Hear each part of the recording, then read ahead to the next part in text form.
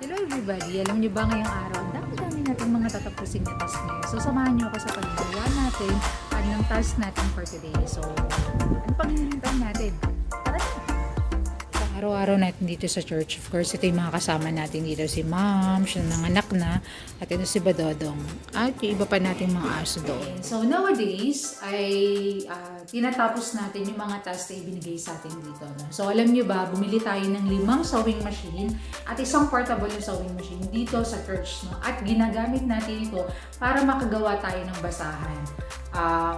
Tulong ito sa New Hope Deaf Life Support Center natin para magkaroon sila ng kahit maliit na income nila. Pero sad story, nowadays, no, hindi nagpa-function o hindi nagagamit yung iba natin mga sewing machine kasi walang gumagamit nito. So, I hope and I encourage no, sa lahat ng New Hope Deaf Life Support Center na member natin na i-maximize at gamitin itong mga materials na to at itong mga machines na to dahil malaki talagang tulong nito para sa atin, para sa small beginning ng ating income. No? So, samahan niyo ako ngayon sa pagtatahi natin at paggamit natin yung mga sewing machines natin.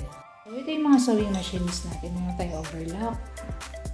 Ito yung ating embroidery.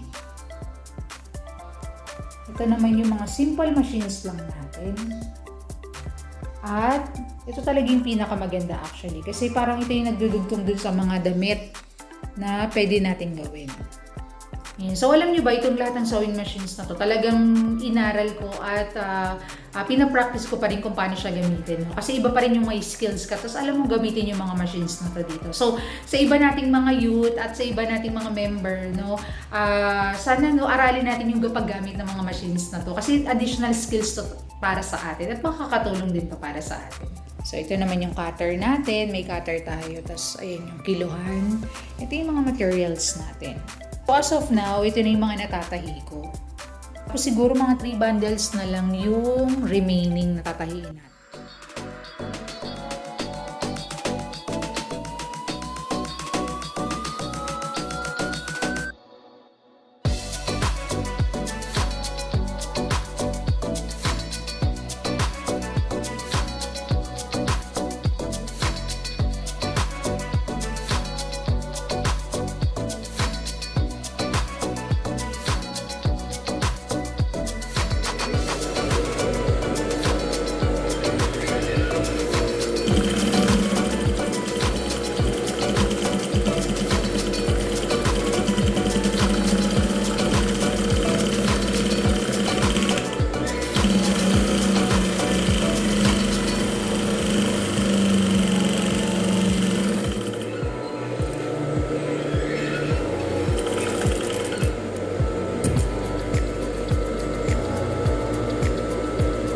So, after natin nahit ng mga basahan, so, ang gagawin natin naman dito, kikiluhin natin siya. So, para makabuo tayo ng mga bundles dito. So, nowadays, ako na lang talaga yung nagtatahi dito ngayon. No? Before, dalawa kaming mananahi dito dahil nakahanap na siya ng work niya.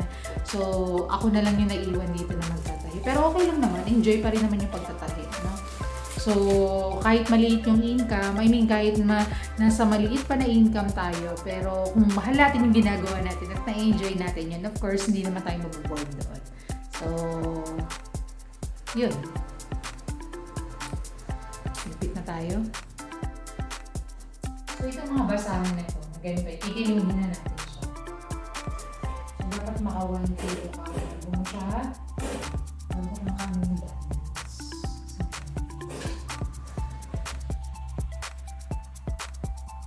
Diba? Dahil di ba si Ma'am, so buntis siya. Naganap siya ng lugar kung saan siya manganganak. So dito siya nanganak sa sewing area natin. Kasi wala masyadong tao dito. So tingnan natin kung saan siya nanganak. Saan kaya?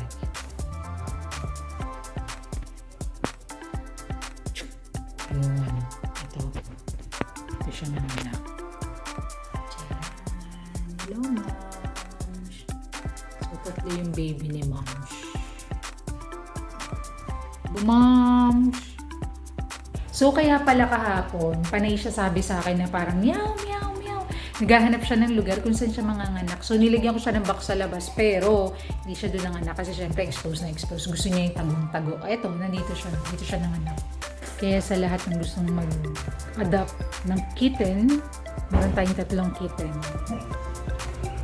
So, natapos na natin itahi yung mga basahan natin, tapos sinanda na natin siya, kinilo, tapos binandle na natin siya. So, for selling na talaga siya. Okay? So, ready na lang natin to para ibenta natin ito at maging pera na. So, ayan, i-ready na natin siya dyan. So, per pickup na lang ito.